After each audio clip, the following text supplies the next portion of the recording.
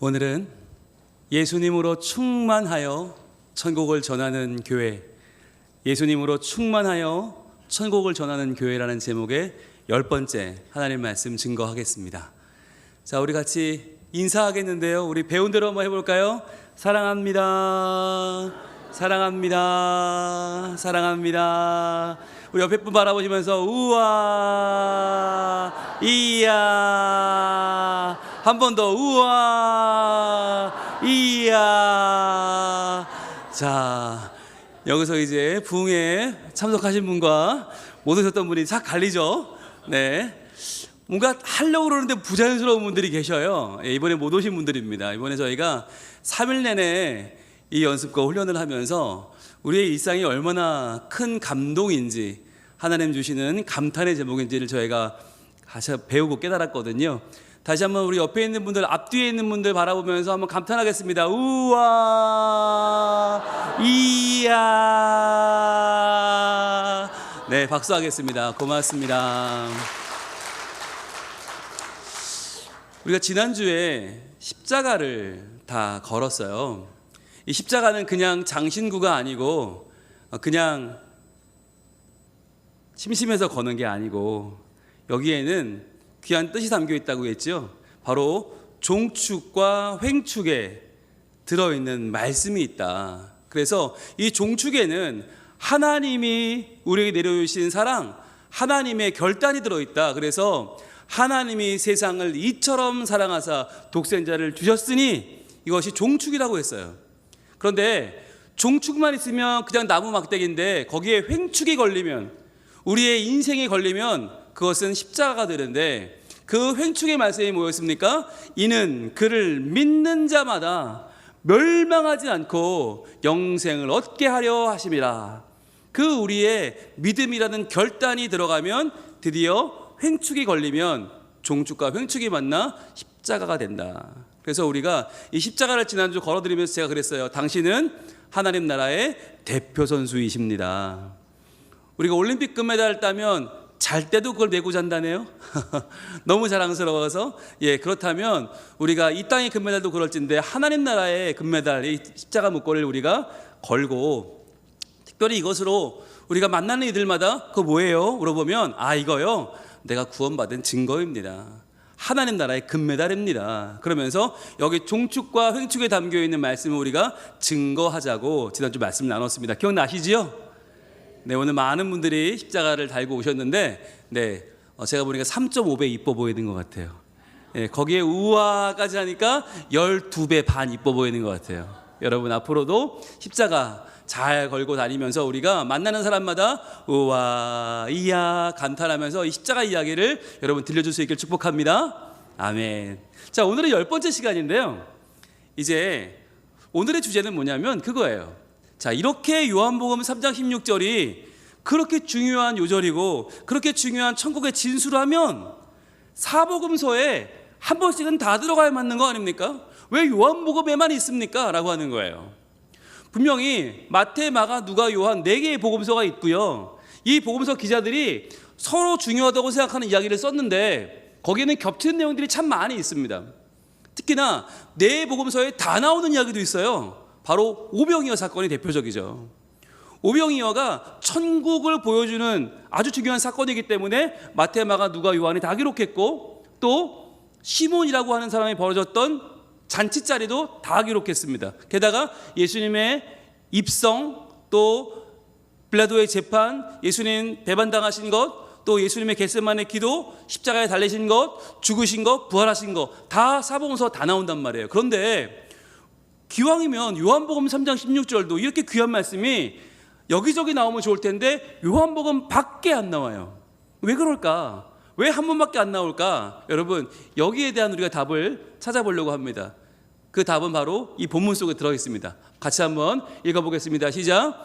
하나님이 세상을 이처럼 사랑하사 독생자를 주셨으니 이는 그를 믿는 자마다 멸망하지 않고 영생을 얻게 하려 하심이라. 아멘. 자, 여러분 찾으셨어요? 네, 여기 답이 들어있다고 했는데 요한복음에만 이 구절이 있는 이유 뭐냐면 바로 하나님이 세상을 이처럼 사랑하사. 이것 때문이에요. 여러분, 사복음서 기자 중에서 요한만 하나님이 세상을 사랑했다라고 기록하고 있어요. 요한만 하나님이 세상을 참으로 사랑하셨다. 그러면 나머지 세 마태, 마가, 누가는 어떻게 기록했나? 세상은 사랑받을 존재가 아니에요. 그들에게 세상은 누구냐면 하나님을 거역하고 하나님을 떠난 심판의 대상입니다. 그래서 우리가 세상 그러면 성경의 거의 모든 책에서 좋게 말하는 적이 없어요. 세상 그러면 하나님의 반대말, 믿음의 반대편에 서 있는 사람들을 세상이라고 말할 때가 참 많이 있어요. 그런데 요한만큼은 아니, 하나님이 세상을 사랑하셨다라고 기록하고 있어요. 그래서 이 본문이 요한복음에만 나오는 거예요. 그래서 제가 한번 찾아보지 않았겠습니까? 저는 찾아보는 거 좋아하거든요. 그래서 사복음서에 각각 사랑이란 단어가 몇 번 나왔나를 찾아봤습니다. 그랬더니 여러분, 28장까지 제일 장수가 많은 마태복음에 몇 번 나왔을까요? 마태복음에 14번 나왔더라고요. 네. 그리고 조금 분량이 적은 마가복음에는 8번 나왔습니다. 사랑이라는 단어가. 그런데 누가복음은 24장이지만 분량으로는 제일 많거든요. 거기에 18번 나왔어요. 자, 그렇다면 21장밖에 안 되는 요한복음에는 과연 몇 번 나왔을까? 여러분 한번 기대가 되지 않으세요? 자, 몇 번일까요? 띄워주시죠. 요한은 무려 56번을 사랑에 대해서 이야기합니다. 그러니까 요한은 왜 사랑의 사도인가? 요한은 그가 쓴 요한복음에서 또한 1서, 요한 2서, 요한 3서, 계시록까지 전체에서 계속해서 고백하는데 하나님은 사랑이라는 거예요. 하나님은 세상까지도 사랑하셔서 그 세상을 변화시켜 그들을 구원하기를 원하신다라고 요한은 기록했던 것입니다. 그렇다면 여러분, 여기서 한 가지 퀴즈 한번 상상해 보세요. 요한이 고백한 56번의 사랑 가운데 첫 번째 나오는 그 첫사랑의 구절은 어디일까요? 요한복음 전체 가운데에서 첫 번째 사랑 이야기는 바로 요한복음 3장 16절입니다. 그렇습니다. 오늘의 요절인 이 본문은 요한이 그렇게 사랑하는 단어, 사랑이라는 단어를 처음 터뜨려 나오는 그 첫사랑이에요.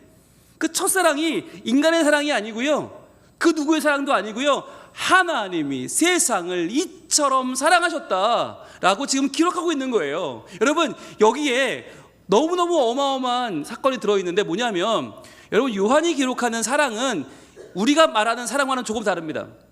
우리의 사랑이라고 하는 건 감정이잖아요. 누가 난 저 사람 좋아, 나 저 사람 싫어, 감정이에요. 감정이니까 어떤 사랑은 말도 못하고 끝나는 사랑도 있어요. 짝사랑도 있어요. 불타는 사랑도 있지만 잘못된 사랑도 있어요. 그런데 하나님의 사랑은 뭐냐?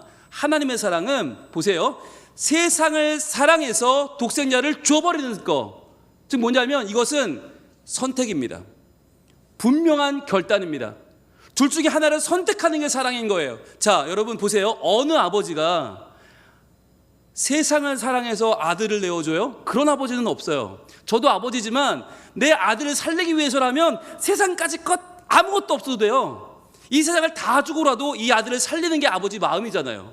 그런데 하나님은 거꾸로 하셨다는 거예요. 거꾸로 세상을 사랑해서 독생자를 내어 던지고 독생자를 십자가에 못 박아 죽여버렸어요. 이것을 뭐라고 말하나? 이것을 바로 하나님의 거룩한 낭비라고 부르는 거예요. 여러분, 세상이 누군데요? 나예요. 내가 뭐라고, 나 같은 죄인이 뭐라고 나를 살리기 위해서 나를 사랑하셔서 독생자 예수 그리스도 구세주 그분을 십자가에 못 박아 죽게 만들어요? 여러분, 이것은 낭비예요. 이런 낭비가 없죠. 그런데 이 거룩한 낭비가 십자가에서 이루어졌고 그 낭비로 인해서 우리가 살게 된 것 아닙니까? 그렇다면 이제 여기에 우리가 반응해야 되는데 어떻게 반응할 수 있을까요? 여러분 한번 같이 한번 읽어보겠습니다. 자, 시작. 우리가 독생자를 이처럼 사랑한다면 세상을 드립시다. 이거예요. 우리는요, 하나님의 사랑 절대로 못해요. 우리는 세상을 사랑해서 독생자 내어주는 이런 사랑 못해요. 그러나 우리가 할 수 있는 사랑은 뭐냐? 그 독생자 예수님을 진정 사랑한다면 이 세상 그 무엇이라도 우리는 다 드릴 수 있다는 거예요. 그래서 우리가 할 수 있는 우리의 거룩한 낭비, 우리의 시간을 들여서, 우리의 마음을 들여서, 우리의 열정을 들여서 할 수 있는 그 거룩한 낭비가 뭐냐? 그게 바로 전도라는 것입니다. 여러분, 전도는요 힘듭니다.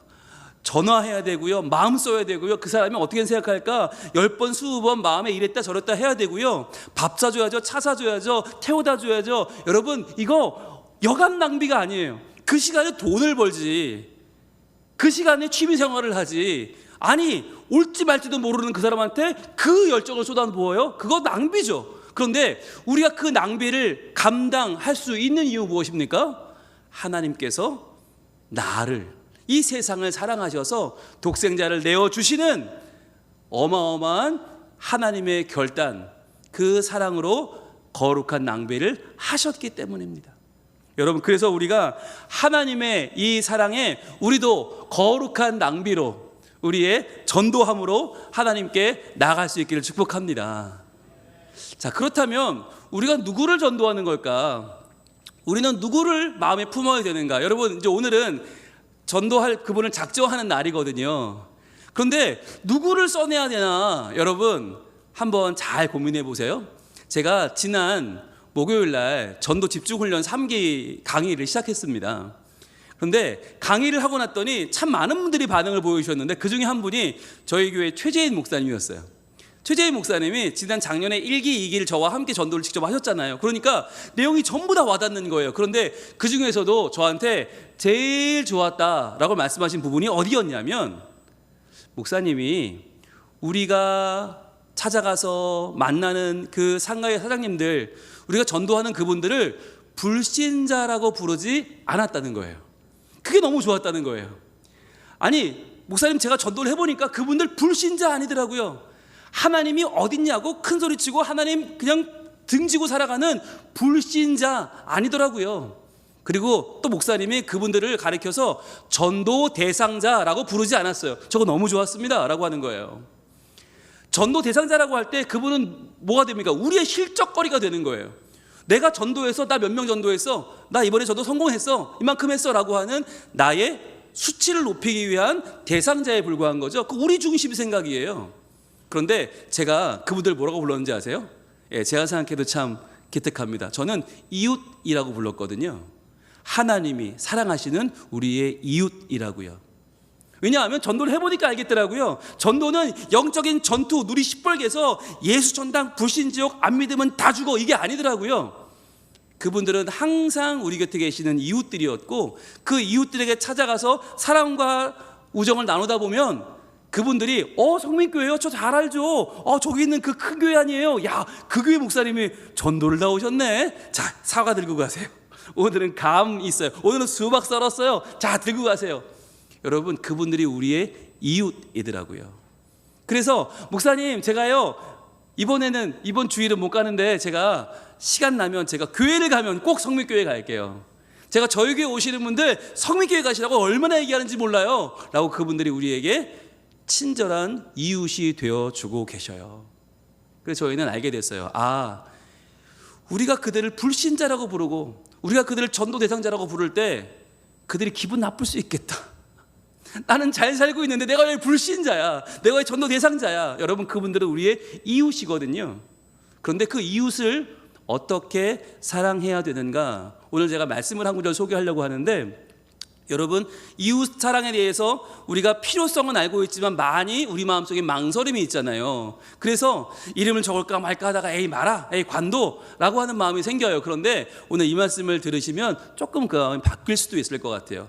야고보서 2장 8절입니다. 같이 한번 읽어볼까요? 시작. 너희가 만일 성경에 기록된 대로 내 이웃 사랑하기를 내 몸과 같이 하라 하신 최고의 법을 지키면 잘하는 것이거니와 라고 말씀하세요. 자, 내 이웃 사랑하기를 내 몸과 같이 하라, 이 말씀 뭐죠?